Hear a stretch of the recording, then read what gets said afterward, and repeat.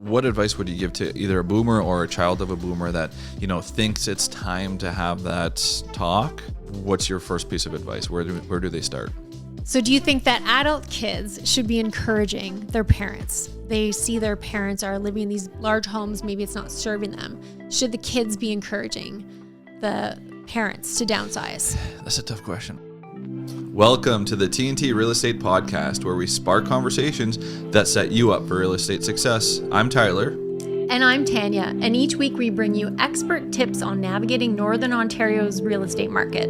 Whether you're buying, selling, or investing, we've got the tools to help you thrive.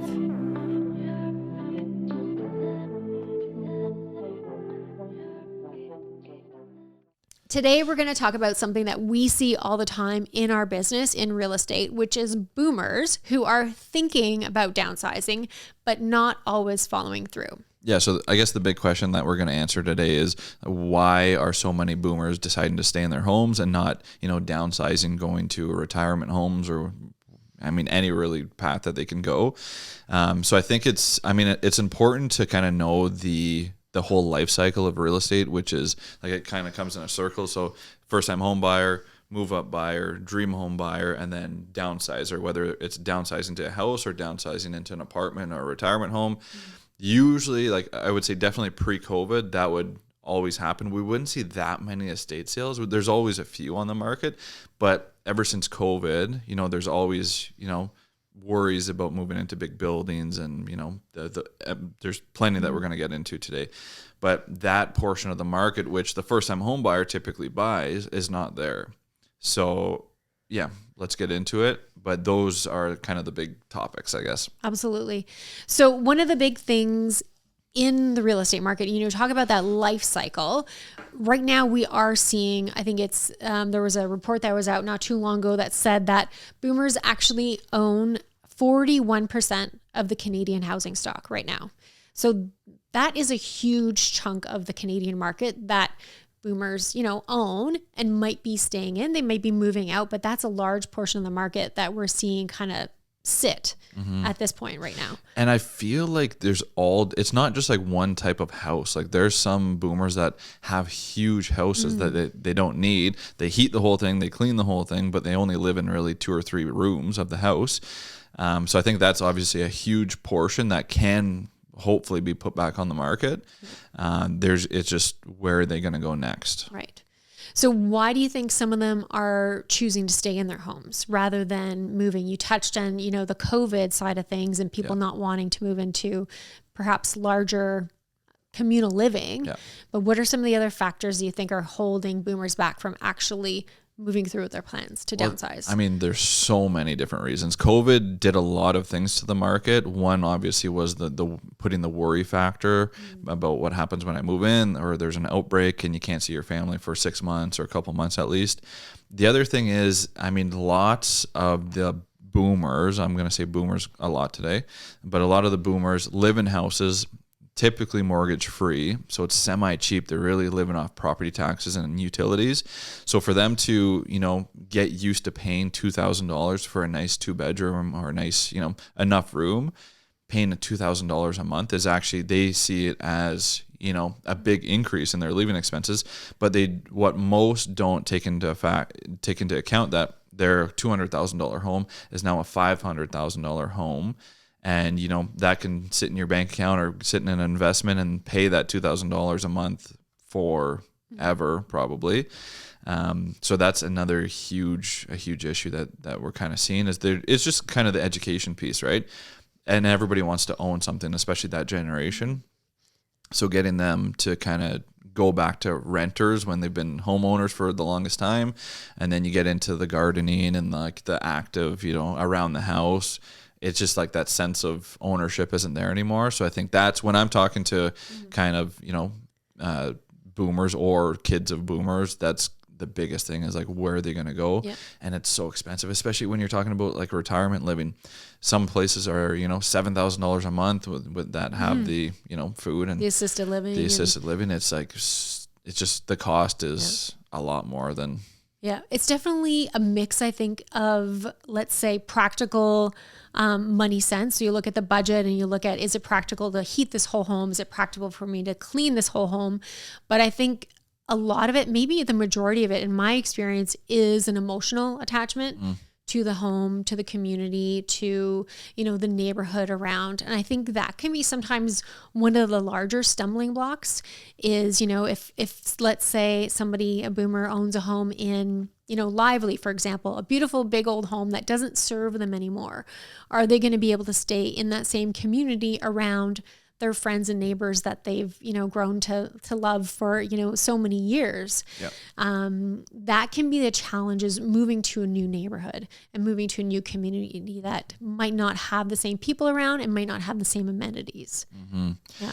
I think another thing is just the whole process of moving. Like, they've been there. I've dealt with over the last couple of years, lots of people that have been there for 60 or 70 years. And it's, we always say it's better to do it when you want to instead of when you have to. But just like the whole, especially if you don't have like a huge, kids get busy, parents get busy. So not having a huge kind of community that can help you move, because, you collect stuff over, I've been in my house for 8 years. I collect a lot of stuff, but I can't imagine living someplace for 60 or 70 years and having that much more kind of emotional attachment to these things. So, like doing the yard sale thing or, donating the stuff is like a huge aspect of downsizing.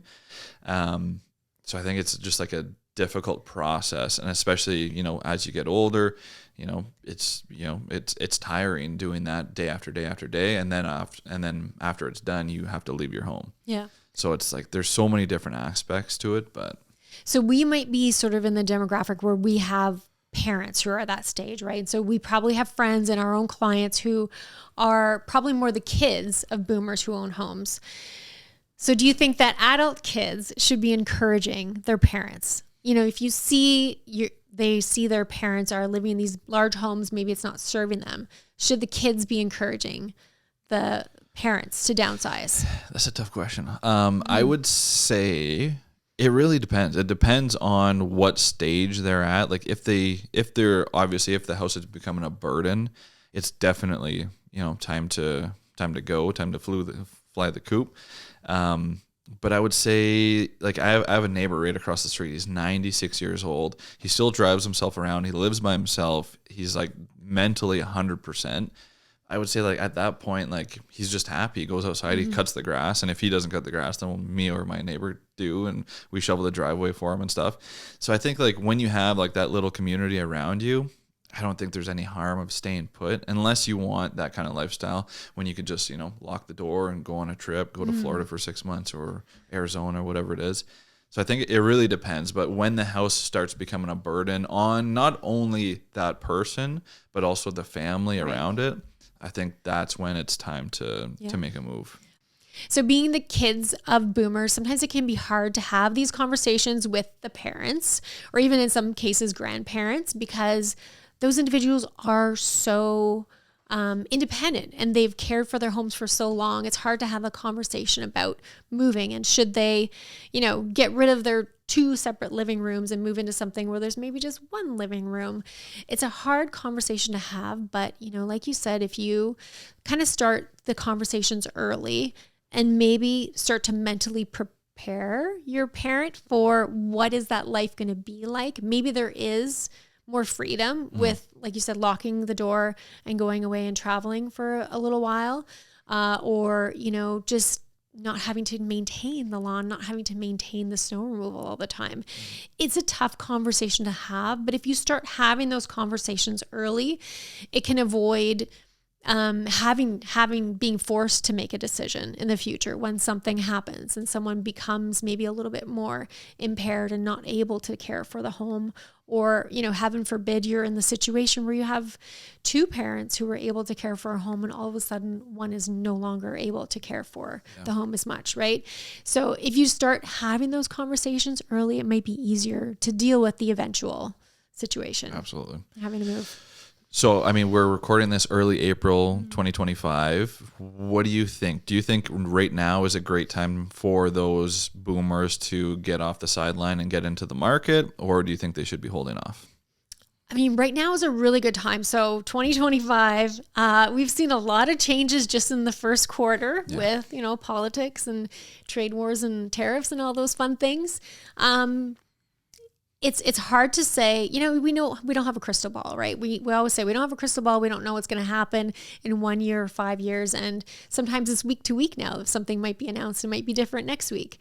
But if we think about the potential for a recession, right? I mean, that's what's been in the news a lot with the tariff talk. If there's a potential for a recession later in this year or even into 2026, perhaps now is a good time for boomers to consider that. But it always depends on where they're going to move to, right? Is there a space for them to move to? Are you going to do an in-law suite in your home and maybe have your parents come in? Or is there a rental place, or is there a house they can own that's maybe one level? It's finding that fit maybe in advance and sort of imagining where they're going to go. But right now, might be a really good time. What are your thoughts on this? I was going to basically have the same answer as you, with the caveat that they would have to leave the home ownership aspect of real estate. I would say if you're going into a rental, it's a great spot, because we have like our partners at Chartwells, like they have opportunities for people to move in, whether it's individual living or assisted living. And it's a great facility. They have basically everything that you need on site. But to be able to downsize in this market, I think, is a little bit more difficult. It's harder to sell like the higher price homes. I shouldn't say harder. It's a little bit slower than the lower price homes, obviously. But having to say sell at 800 and buy in the 4 to 5 range, which buys you a nice bungalow in New Sudbury, is difficult. It's difficult out there for a lot of people, and it's competitive. So I mean, you have the cash to be able to do that. But you're also going to have to compete against all first-time home buyers, investors. It's difficult. And even maybe it's just a temporary rental situation, right? Maybe you try it for a year, maybe 2 years, and see if you like that sort of freedom of not having to deal with emergency plumbing issues and emergency things that happen with home ownership. So it doesn't have to be permanent. I think that's one thing that we don't think about often. I mean, I think people in the younger generations are used to moving maybe more frequently, but just because you sell your home now and you move into a rental doesn't mean you can't then buy a home in another year or two, right?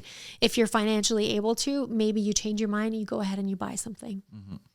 I think it's like kind of changing the aspect a little bit. When you're looking for a place to go as, let's say, a boomer or kids of boomers, do you think there's enough places for those like enough choices? Because we have Chartwells, we have a lot of great retirement living. Now I feel like developers are starting to build like the 1-level bungalow, which are still like very expensive to rent out. But do you think there's enough choices to kind of have those people? I don't know if there are enough choices right now. It looks like there are going to be more choices, certainly. I had clients just do an offer on a property in Chelmsford last night, which, we had accepted, which is wonderful. And right adjacent to that, there is a plan for a new subdivision right there, which is fantastic. And my clients were totally open for it because they think it's going to help them and increase the value of their homes rather than having undeveloped land there, having new homes built. They're going to be semi-detached and townhomes. Hopefully they will be more geared towards retirement, or maybe a mix even. We're seeing in some subdivisions where they're building semi-detached homes that are like 3 levels almost, right? Yeah. Those are really geared towards first-time home buyers. You can't have seniors moving into those types of homes. But of course, it takes more land to develop homes that are just single 1 level. Yeah. I think we're starting to see them being built, but like you said, they're pretty expensive to own, certainly. Taxes are going to be a little higher. And one thing, actually, we didn't talk about this before the podcast, but maybe one thing could be governments giving incentives to retirees a break on their taxes. We bought a home in Victoria, BC, and actually there's a different tax rates for that home depending on your age group. Really? Yeah. So if we were property taxes. Oh, so if we were senior citizens, we would be getting, I believe, about a 20% reduction in our property taxes. And so one way that you can encourage boomers to move from the home where maybe their taxes are $3,000 into a home where their taxes are probably going to be $5,000 in a new construction, single level home. A way to do that would be to give seniors a discount on their taxes. That's interesting. Yeah. But I'm just kind of thinking on the fly here, but if they were in the house and they got a reduction in taxes, when they just stay put? Oh, true. I guess maybe they would, but then maybe we have to do it. Yeah, if that's limiting them from moving to a place that's higher taxes. That's right. Why not just give them a break on their taxes? Especially if it's a newer construction. Yeah. And then what you're going to do is you're going to free up that home for a family or young person to move into. They're going to renovate it. They're going to do more. Maybe they'll take out a permit and maybe they'll increase the taxes there too. That's right. Yeah, that's interesting. That's an interesting concept for sure. I mean, we're seeing a lot of developers, especially in Sudbury, like Dalron did have their condo kind of townhouses, I should say. Panoramic did, up on Nesbitt Drive. They're high rises, but they have elevators to go to every floor. It's kind of easy. They have the gym there as well that they can go and kind of work out and do their thing. And it's kind of close to all the shopping and restaurants that they would need too on a daily basis. So I think a lot of developers are putting out a nice product in Sudbury. We just like the rest of the inventory, we need more of everything and not just one thing, right? Have you had clients that have successfully downsized from a larger family home into a retirement home? I've had, throughout my career, I've had a ton, but one I always come back to is they weren't even, I guess they were like early, or I guess late boomers. They were almost Gen X, but they were early 50s. One was on pension already. One was just about to retire. I think he had 3 years-ish left. And they sold their beautiful house in Lively, moved into one of the panoramic apartments actually, and have been there ever since. And I keep in contact. And they took the equity that they had built up in their home, they pay for their whatever the cost is for the apartment, and then they use the rest of the equity to go buy a camp, not quite on Manitoulin, but close to Manitoulin, anyways. So I mean, like, it's just having the mindset of, this house doesn't dictate what we do with our lives. And they love it because now they're, probably early 60s. They lock the door. They can go to Florida for a couple months. They can go to their cottage all summer long. And it's a place to stay when they're back in town, when they need to be back in town. And then they liked it so much, their parents actually listed with me and sold their house and moved into the same building. Oh, no So way. it's just like, when you see somebody else do it and be successful at it, they're like, oh, they're living their life. Let's do it. Yeah, that's a great example of where the downsizing can really change your lifestyle, right? So if you've envisioned that lifestyle change being, easier going, not having to deal with a home, but having that beautiful summer lifestyle, having a camp, a cottage where, everybody gathers, then, it's amazing to see them being able to do that with the sale of their home and downsizing. Mm-hmm. So what advice would you give to either a boomer or a child of a boomer that, thinks it's time to have that talk? Mm-hmm. What's your first piece of advice? Where do they start? I think if you're talking to the kids who are going to be talking to the parents, and maybe even if you're having a conversation with all of them together, the important thing is to weigh out the practical side, so the money aspect, right? The financial side of things with the emotional side. So the emotional side to me is like, how am I going to live my everyday life, right? If somebody's used to, walking with a group of friends in the neighborhood, how are they going to be able to continue that? Or if they have, their book club or something that they love to do, being able to maintain that lifestyle with the move, but also talking about the practical side of things too, right? Does it make sense financially, and how are we going to achieve the goal? So I think, the best advice is to start the conversation early so that you're not stuck making a move when you need to make a move, and planning for the process. Because like you said, moving is a hard thing to do at any age and any stage of life. And if you can really have the support of family, have the support of neighbors to help you maybe with the initial downsizing, getting rid of things, and then that mindset of moving forward with it. Okay, so Tyler, what advice or what do you think the real estate industry could be doing to support this demographic? I mean, I can't really speak for all of the industry, but I think, having those conversations with all kind of the kids, the boomers, and everybody that's kind of involved is one thing. But one thing that we're doing at Sutton is the personalized downsizing action plans. So just going in, talking about basically everything that you just spoke about, the practical side, the financial side, and just seeing exactly what needs to be done, giving timelines, and, doing, equity plans for them and seeing how much exactly. So it kind of gives them a helping hand. So when they're thinking about that, $2,000 rent that they're going to have to pay, okay, it's a $2,000 rent, but it's going to come out of a $240,000 payout that you're going to get from your house, right? So it makes it a little bit easier, helps them kind of visualize a little bit more, and then it obviously helps the children as well to see exactly what kind of timelines they're dealing with. Yeah. So if you're helping a boomer, or if you are a boomer, where do you start? I think a lot of our conversations are, talking to a realtor, first of all, get an assessment on your home, maybe understanding those costs, like the legal costs, the cost to move, taxes and fees for the new property, or even the rent amounts, right? Depending on what you're going to move on. Exploring different housing options that might be available to fit your needs. And then, maybe not necessarily assuming that downsizing is going to save you money, every single day, but it might enhance your lifestyle enough to make it warrant moving. Absolutely. Yeah. And for the families listening out there, don't avoid the conversation. The earlier you talk, the better the outcome typically. Thanks for tuning in to the TNT Podcast. If you've enjoyed today's episode, don't forget to leave us a comment, subscribe, and share with a friend who might be interested in real estate. We'll catch you next time, and until then, stay ahead in real estate.